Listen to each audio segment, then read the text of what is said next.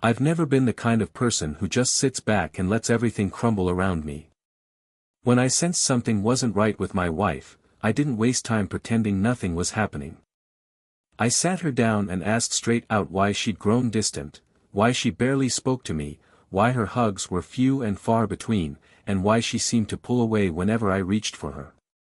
It took some effort to get her to open up, but eventually, she did.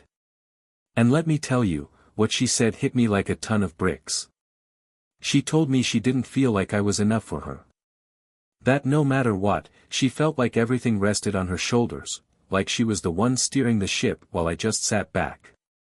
She felt overwhelmed, making every decision, handling the boys, and keeping the house together. She even suggested she might be better off on her own. Hearing that, it shook me to my core. But as much as it hurt, I didn't lash out. I love her deeply, and because of that, I took it all in. I told her I understood. I promised her I'd step up and try to be better, to take more of the weight off her back. All I want is to fix this because she's my everything. But I won't lie, it's not easy. No matter how much I try to make things right, there are nights I lie awake, wrestling with thoughts that won't leave me alone. That's actually why I joined this group. Some of the things she's accusing me of just don't line up, at least not in my eyes. I honestly believe I'm a decent husband. I work from home about 8 hours a day, and when I'm done, I dive straight into taking care of our boys. I play with them, make sure they're fed, get the older one to his swimming lessons, and tuck them in at night. If one of them wakes up crying at 3 a.m., I'm the first one there. And it's not just the kids, I pitch in around the house too.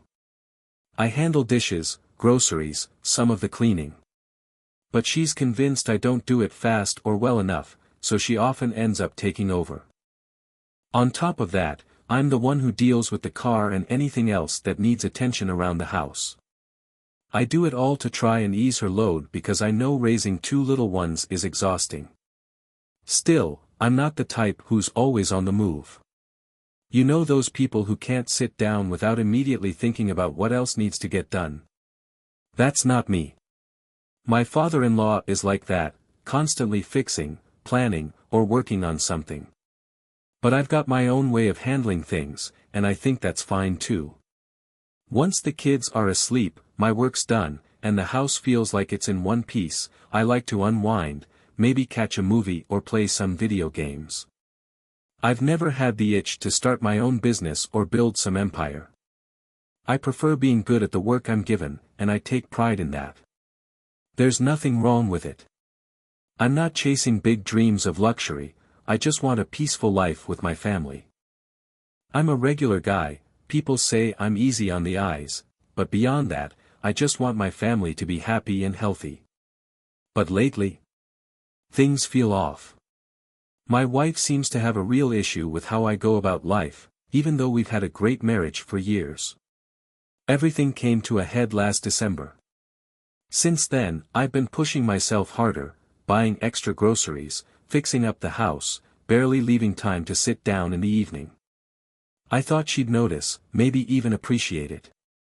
But nothing changed. Finally, I couldn't take it anymore. I confronted her, letting all the emotions I'd bottled up spill out. I asked her point blank if she even wanted to save our marriage.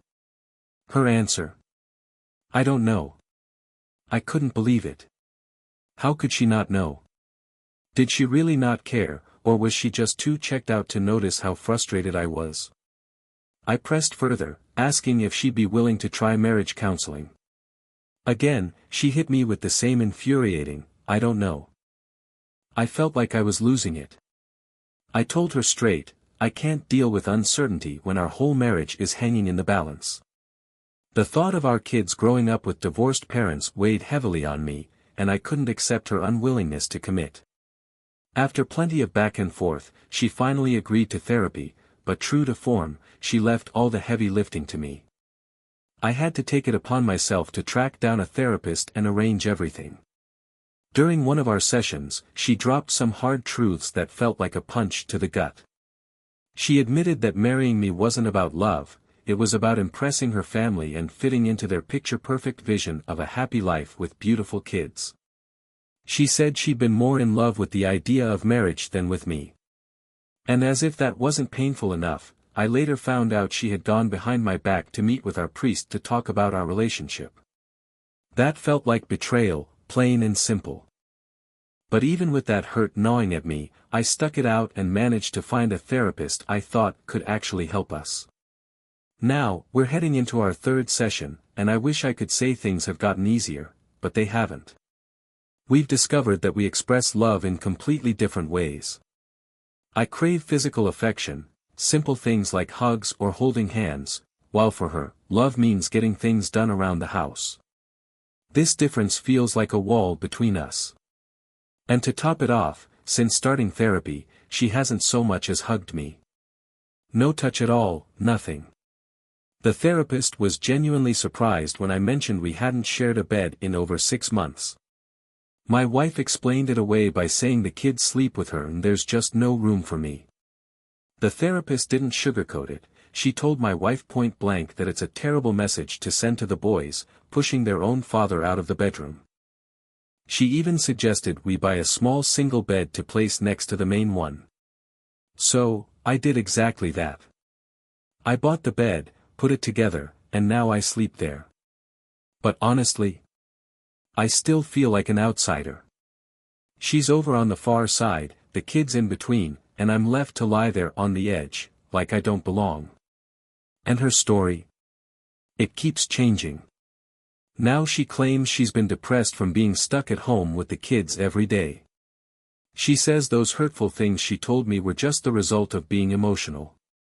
But no matter how frustrated I get, I can't imagine ever saying something like that to her. Eventually, she went back to work, and we hired a nanny to help with the boys. The only thing that really changed is that we talk more often now. But here's the thing, I'm not just supposed to be her friend. I'm her husband, and there's no intimacy between us. I don't see that improving anytime soon either. Nothing feels like it's moving in the right direction. I'm the one constantly setting up our counseling appointments, while she barely acknowledges them. Then, to top it off, my buddies started voicing their suspicions. They flat out told me they thought she was cheating. At first, I laughed it off, it sounded too ridiculous, like something straight out of a bad movie. I just couldn't wrap my head around the idea of her doing something like that.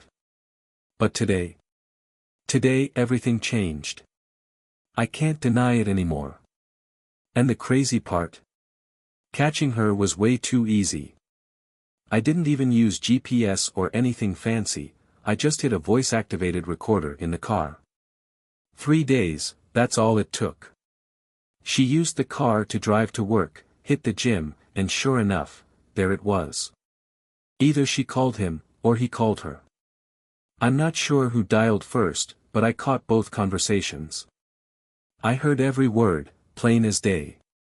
Listening to them talk brought back memories of how we used to be. All those personal jokes and that spark of attraction. I haven't had that with her in years.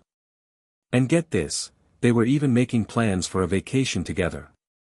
She told him she wanted to visit him in July. But the part that really knocked the wind out of me? She actually told him she'd leave me soon and straight up said she'd be his wife. She gave him 2 years to move back here. I mean, how do you even process something like that? I'm still trying to wrap my head around it. They weren't just having casual conversations, they were diving into personal territory, even talking about their favorite positions. That's when I knew this wasn't just some harmless connection. I sat through an hour-long recording of that nonsense, and honestly, I'm still trying to wrap my head around it. I've already set up a meeting with an attorney for next week because there's no way I'm letting this slide. And let me tell you, I owe my buddy big time. If he hadn't suggested grabbing that voice recorder, I probably would have been sitting here clueless. Look, I know some people might say sticking a recorder in her car was crossing a line, that it was an invasion of her privacy. But I'll be real with you, I don't feel bad about it at all. Not even a little. This is exactly what I had to do. I keep thinking about my kids and the mess she's made of things. Turns out, whatever's been going on between them started last September, and somehow it took me 2 full months to notice the shift in her behavior. Next week, I'll be out of town taking care of my dad, which means she won't be going into the office. Instead, she'll be working from home, my office, to be exact.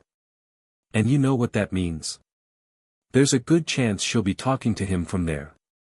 So, do I set the recorder up in my office for the week, or is the pile of evidence I already have enough? To make matters worse, this wasn't even the first sign. A while back, I found out she tried calling her ex, not once or twice, but 4 times in a row at 10 o'clock at night. I only found out because we used to have this app that synced our contacts, so I could see all incoming and outgoing calls.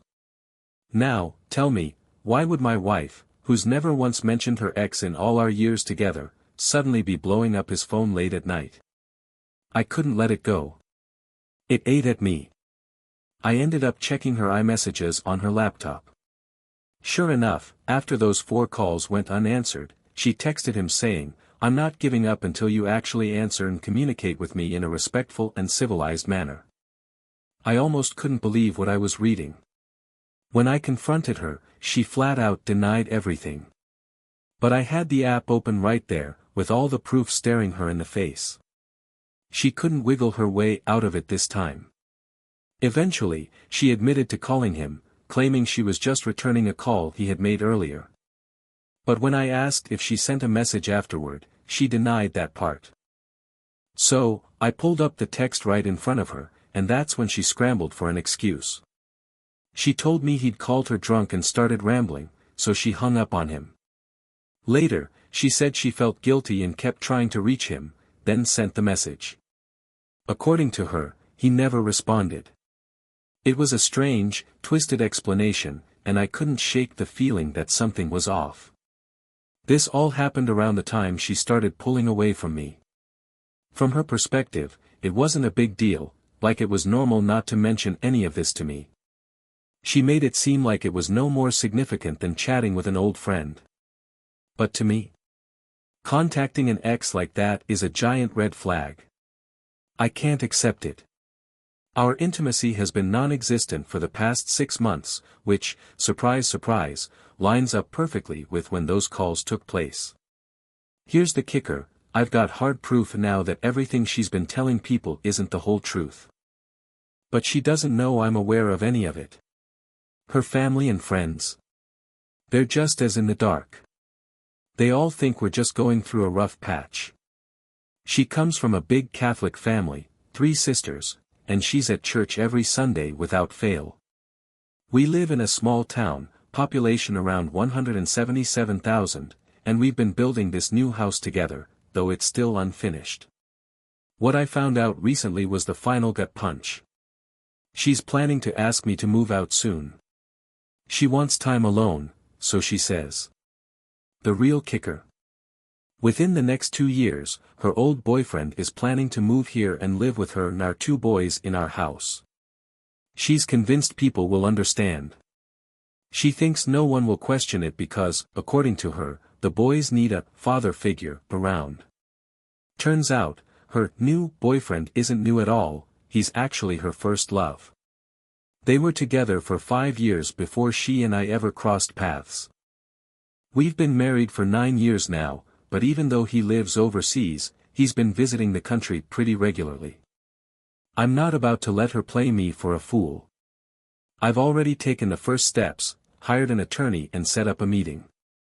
I've got recordings that could seriously damage her reputation if it comes to that. After talking things over with my lawyer, he gave me some advice I wasn't expecting but probably needed to hear. He pointed out that going nuclear during the divorce wouldn't do me any favors in the long run, especially since we've got kids. We're going to be co-parenting for the next 15 or 16 years, and making things worse now could just make life harder for everyone, including the boys.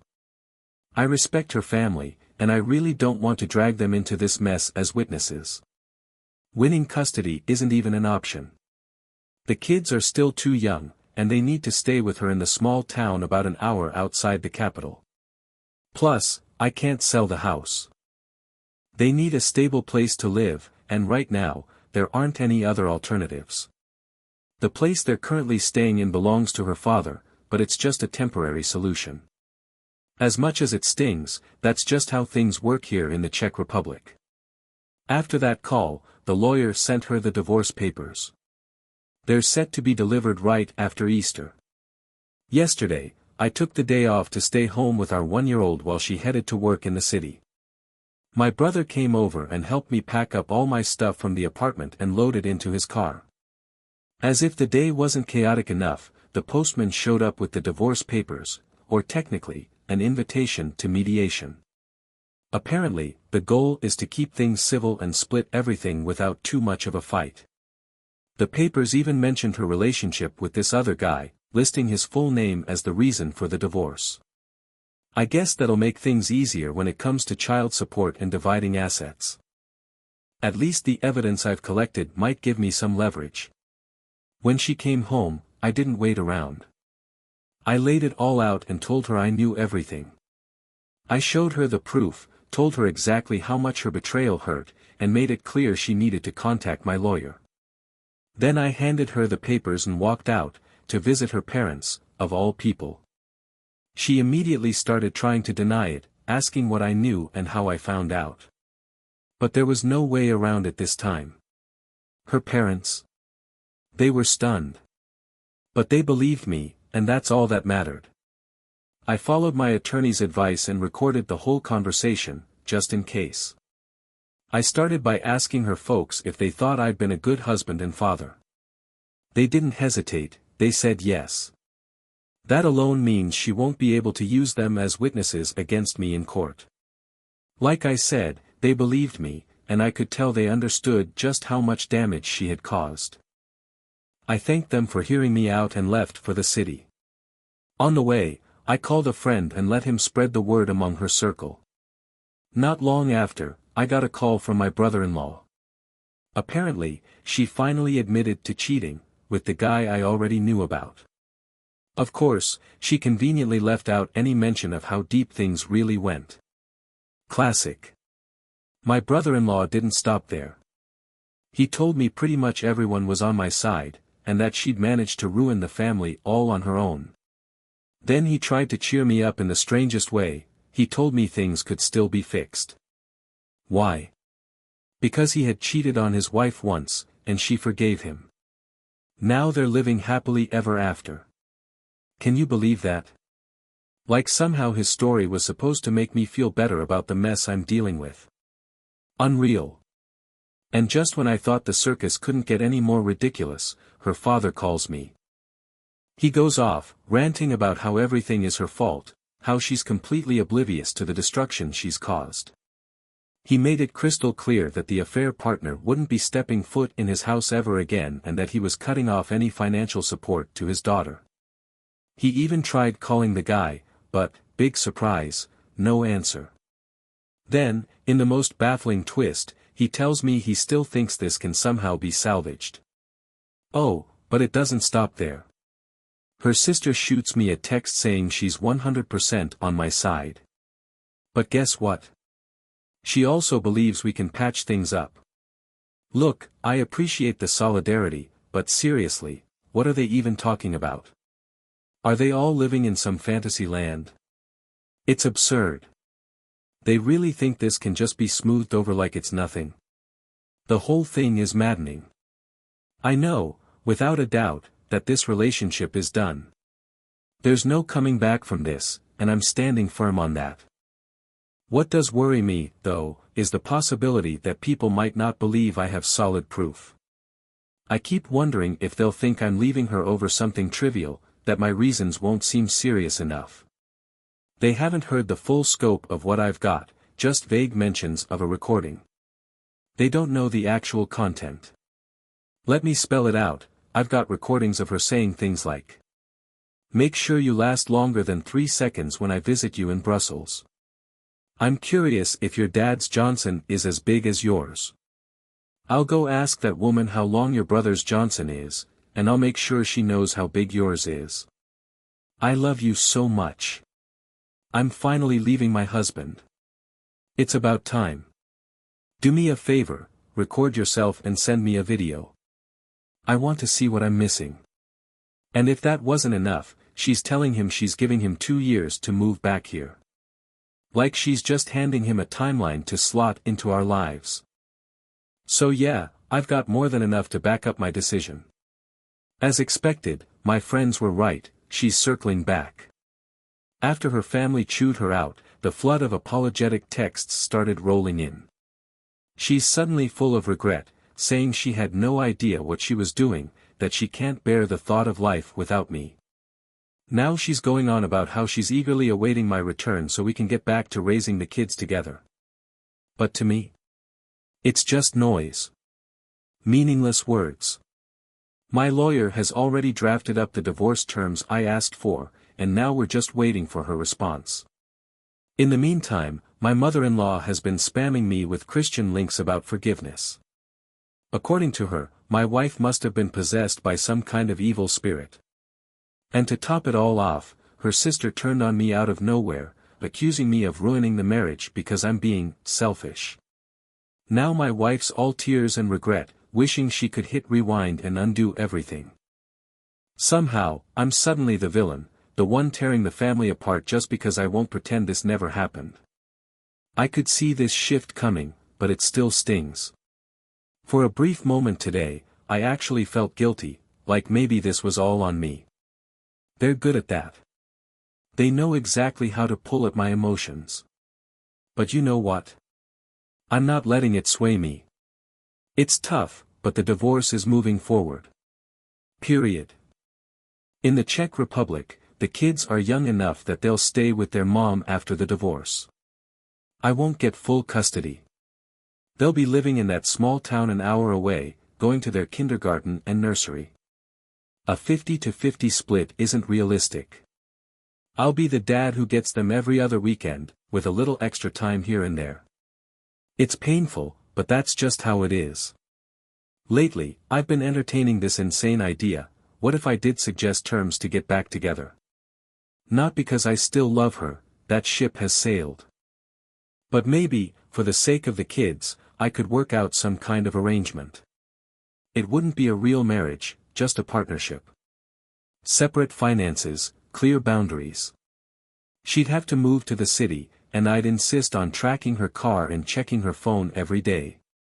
In exchange, I'd get to date whoever I wanted for the next 7 months. Maybe even cheat if I felt like it, no questions asked. If it's not a marriage, there's nothing to betray, right? Yeah, I know how ridiculous that sounds. But when your life feels like a soap opera, sometimes the craziest ideas don't seem all that crazy. It's just an idea, nothing serious, and I doubt I'll actually go through with it. I guess I'm just desperate to quiet the voices from her family accusing me of abandoning the kids. What do you think? Crazy, right? But honestly, I'm out of ideas at this point. Update. Right now, I'm staying at my parents' house, crashing on their living room couch. The dining table has turned into this multipurpose space where I work, eat, and entertain myself. Clothes are scattered around because, well, I don't exactly have much space. I work from home for 8 hours a day, and when I'm not working, I help my parents out. They're 90 and 82, so I drive them to appointments, pick up groceries, and handle whatever chores need doing. To keep my head from spiraling, I try to stay busy. I hit the gym or catch a movie whenever I can.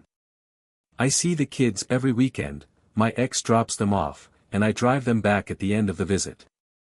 And just to clear things up, I did get a paternity test done. No doubt there, both boys are mine. At least I don't have to wrestle with that question on top of everything else. But honestly, the divorce process is a complete mess. It's hard to tell how this whole thing will shake out. Crashing at my parents' house at my age, as a father of 2, isn't exactly ideal. I've asked for a fair amount from my wife to help me find a place to live, and I want her to take over the mortgage on the house. She's agreed to that part, but the amount she's offering me? It's barely a third of what I requested. She justifies it by pointing to how much I put into building the place.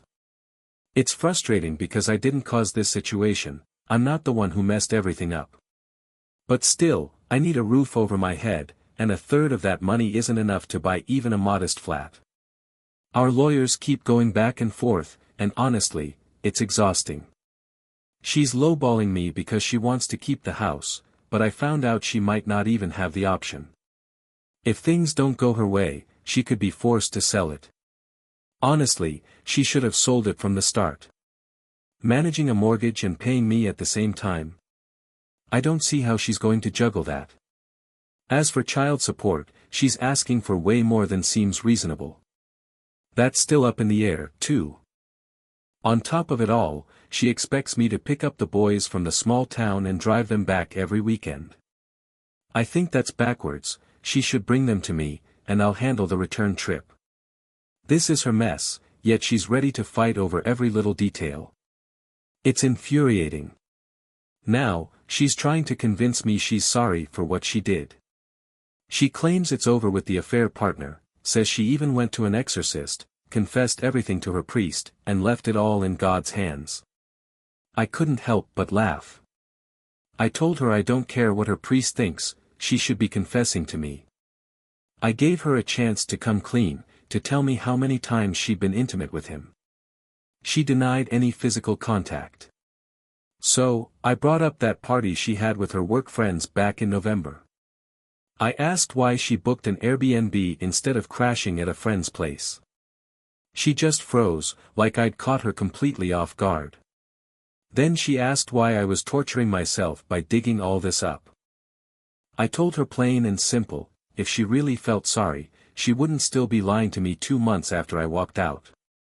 She couldn't even admit the truth when I put it right in front of her. I explained that, to me, intimacy over video chat is just as much of a betrayal as anything physical. And I know they had that. She didn't even seem to remember how many times she'd done it. I asked her straight out, how does she think we could ever rebuild this? How can she keep lying to my face while supposedly trying to fix things? I told her if she expected us to get back together, she'd have to deal with me checking her phone every day. How did she feel about that? She snapped back, that's not trust. That's treating me like garbage. Before I could respond, our son came into the room, so the conversation had to wrap up. But I made sure to leave her with one final thought. Don't forget, it's not just me you cheated on. You betrayed our boys, too. Hearing that hit her hard. She snapped, yelling at me not to say anything like that in front of the kids ever again. Funny, isn't it? Her sister had already let it slip that my wife puts on this whole performance, crying and acting heartbroken around the kids like she's the one suffering. It's almost comical. She plays the victim in front of the family, but when it's just the two of us, she's still lying through her teeth. What really floored me was when she said she could be with the affair partner if she wanted to, and her family wouldn't stop her. Like I'm supposed to be grateful that she decided to end things. As if breaking it off was some sort of favor to me. The nerve of it all still blows my mind. Update. After a seemingly endless back and forth between our lawyers, we've finally reached an agreement. The divorce is almost done. She's keeping the unfinished house, and the mortgage is officially her responsibility now. Just to be clear, I made it known that the house is for the kids. I don't want anyone down the road accusing me of selling it to get back at her for the affair. And honestly, I never wanted to live in that small town anyway. The city suits me better, and I have no interest in uprooting my life to stay closer to her. I am getting back the money I put into the house, though, and it's not a bad chunk of change. The child support we settled on feels fair, and she agreed to drive the boys to my place in the city every other weekend. I'll just have to drive them back when the visit's over. But man, only seeing my boys on weekends? It's not enough. It tears me up inside. I can't shake the thought of my 1- and 3-year-old sons growing up without their dad in the picture every day. The weight of that is crushing sometimes. I'd do anything to have them with me, but that's just not how the law works here in the Czech Republic. I've been toying with the idea of driving down in the middle of the week or figuring out some way to make it work. I need to be there for them, even if it means stretching myself thin. As for her, she hasn't stopped reaching out. She says she still loves me, that she regrets everything, and that she wishes she could undo it all. Now, suddenly, she's all about making amends. She even told me she wouldn't care if I checked her phone anymore, that she'd let me do whatever I needed to feel secure. She apologized to my parents, and honestly, she seemed sincere about it.